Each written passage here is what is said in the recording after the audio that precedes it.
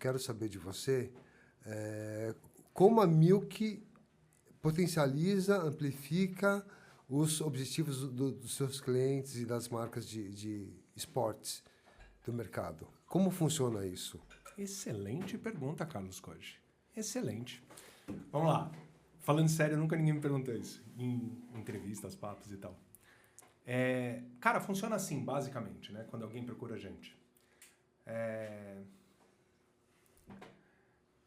A gente é especialista no praticante de atividade física. E quando a gente fala da prática de atividade física, a corrida é o esporte mais praticado de todos. Então, quando uma marca procura a gente, ela já sabe que ela quer vender o seu produto ou serviço para quem pratica atividade física. Então, é um universo mais nichado, né?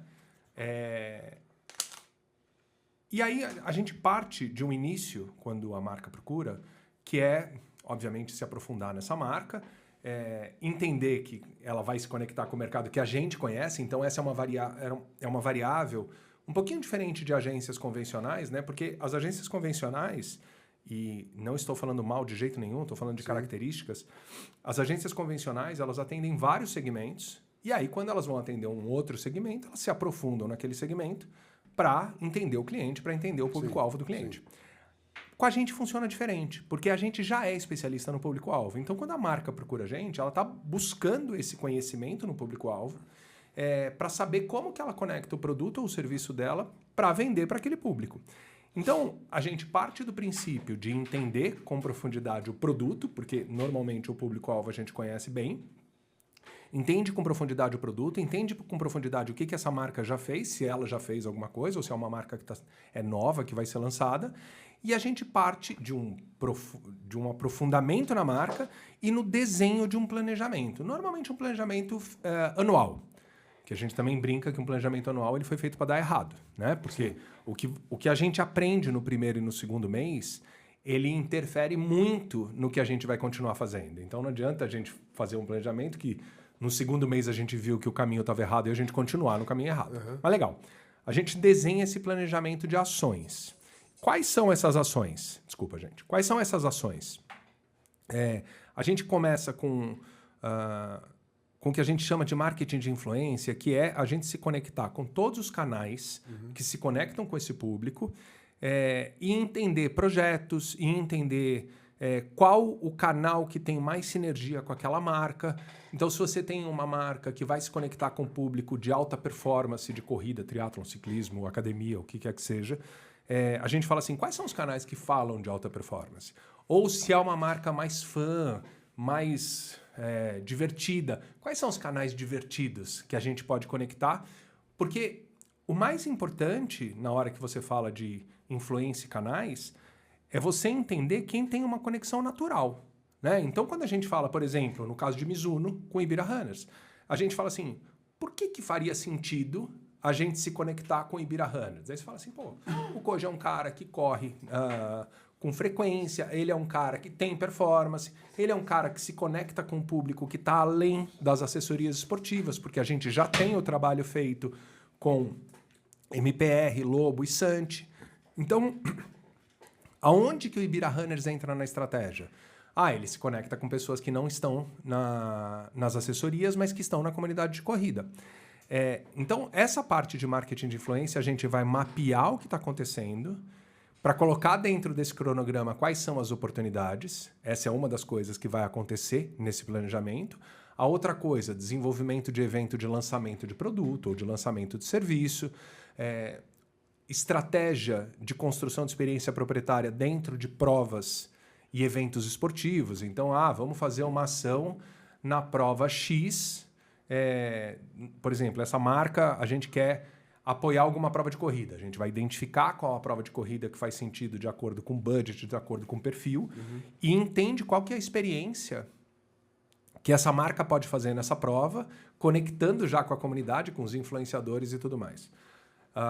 Então, desenvolvimento de evento proprietário de lançamento, desenvolvimento de estratégia proprietária dentro de eventos de terceiros, desenvolvimento de time de embaixadores, desenvolvimento de time de atletas. E quando a gente fala de desenvolvimento, é a curadoria, quem são essas pessoas, como vai ser o dia a dia dessas pessoas com a marca. Então, é uma coisa de reuniões constantes, reuniões periódicas para a gente identificar. Então, o próprio relacionamento da Mizuno com Ibira Runners ou o relacionamento da Mizuno com as assessorias é uma coisa que precisa de contatos constantes para a gente saber o que essa galera precisa.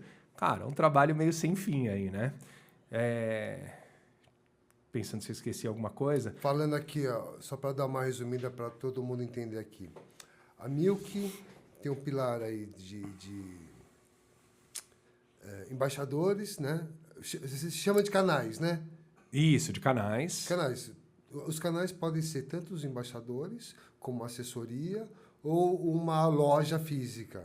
Como um espaço público, como... Qual é o canal para a gente se conectar com o consumidor? Fechado. Aí tem esse pilar que são os canais, aí tem o outro pilar que são as ativações em evento de terceiros. Por exemplo, se ela vai rolar o Ironman, tem uma oportunidade de fazer uma ativação na largada, na chegada. Como a gente já fez diversas vezes para a Oakley, a gente montava o stand dentro do Ironman, montava o time de atletas da Oakley dentro dos Ironmans, essas coisas. E o terceiro seria os eventos proprietários, digamos assim, como... Lançamentos de produto. Lançamento de produtos ou... Lançamento de um serviço. São 3 pilares.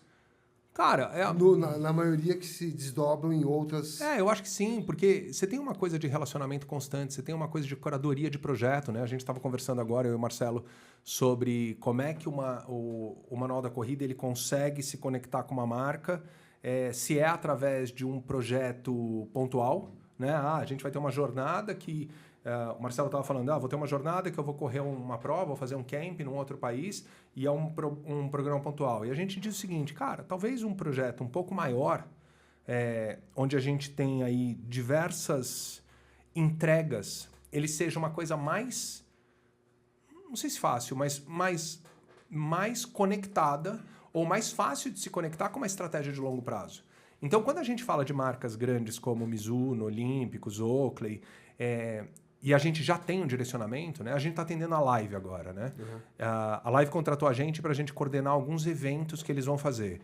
Cara, e são jobs bem pontuais, assim. Eles falam assim, a gente tem um evento que é o de lançamento de uma coleção X, a gente tem um outro evento que é o lançamento de uma loja, a gente vai ter um outro evento que é um camp não sei aonde, e aí a Milk vai desenrolar em cima desses eventos como que vai ser a estratégia, qual que vai ser a experiência, que a gente chama de run of show, né? Qual que é a pessoa chega, vai acontecer isso, vai receber isso, vai viver essa experiência, vai embora com isso aqui, e esse é o residual.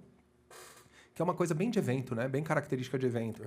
Mas às vezes você tem uma marca que ela vem com uma pergunta um briefing mais aberto, que é, o que eu faço para me conectar com a comunidade de corrida? Ou o que eu faço para me conectar com a comunidade de endurance?